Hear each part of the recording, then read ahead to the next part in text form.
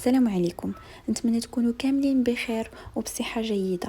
في هذا الفيديو غادي نحضر معكم اللوز ايفيلي ديال الدار، اقتصادي وسهل بدون تعقيدات ورخيص بزاف على اللي كيتباع برا. ديما كنبغيو نحضروا وصفات باللوز ايفيلي وكيعكزنا حيت الثمن ديالو كيكون شويه مرتفع. علاش لا ما نحضروش في الدار وما نبقاوش نعكزوا على الوصفات؟ راه كيجي ناجح ونفس النتيجه ديال اللي كيتباع على برا. غير تبعوا معايا وغادي ينجح معكم. ما نطولش عليكم بزاف، نوريكم مباشره المقادير وطريقه التحضير. هنايا خديت واحد الكاسرونه، درت فيها تقريبا واحد الكاس ديال اللوز. يمكن لكم ديروا كاس، يمكن لكم ديروا 2 كيسان، نتوما كتحكموا في الكميه اللي بغيتو. راه غير كاس تبارك الله غادي يخرج لنا الكميه اللي غادي تشوفوا. صافي درت هنايا كاس اللوز، زدت عليه شويه ديال الماء، غليت اللوز ديالي في الماء، خليته حتى غلا باش هنايا غادي نفسخو. غنفسخ اللوز ديالي حبه حبه حتى نكمل الكميه كامله اللي عندي. من بعد ملي غادي نفسخ اللوز غادي نعاود نحطو في الماء وغادي نخليه 4 سوايع 3 سوايع 5 سوايع، ومن الافضل انكم تبيتوه ليله كامله باش كيرطاب لينا اللوز ديالنا.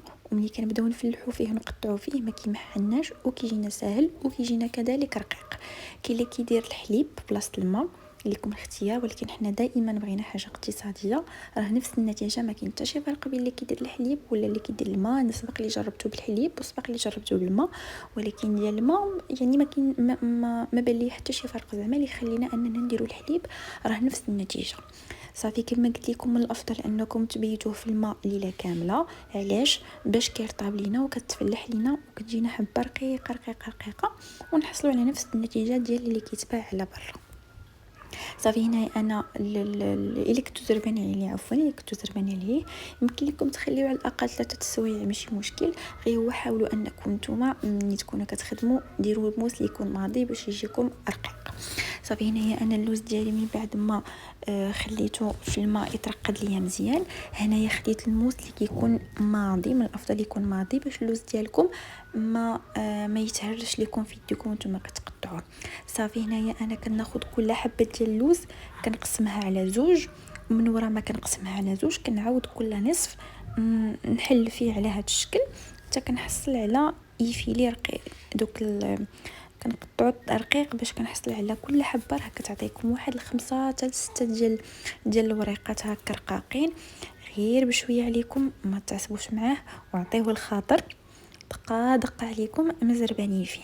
صافي بقاو على تستمروا على هذا الشكل هذا. كل لوزه قسموها على 2 وكل نصف غتعاودوا تقطعوه كما قلت لكم غيخرج لكم 5 حتى 6 حتى 7، نتوما والرقوقيه ديالكم ونتوما والموس اللي عندكم.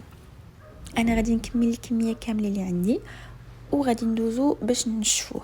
كاينين 2 طرق ديال التنشاف. دائما الا كنتو زربانين ديروه في الفران كما غادي ندير دابا انا، وديروه على النار مهيله بزاف، ما تجهدوش عليه الفران، ديروه غير 150 درجه وبشويه عليه باش ما كيتحمرش لكم، ما كياخذش لكم اللون. حنا الهدف ديالنا غير نشفوه ماشي نحمروه.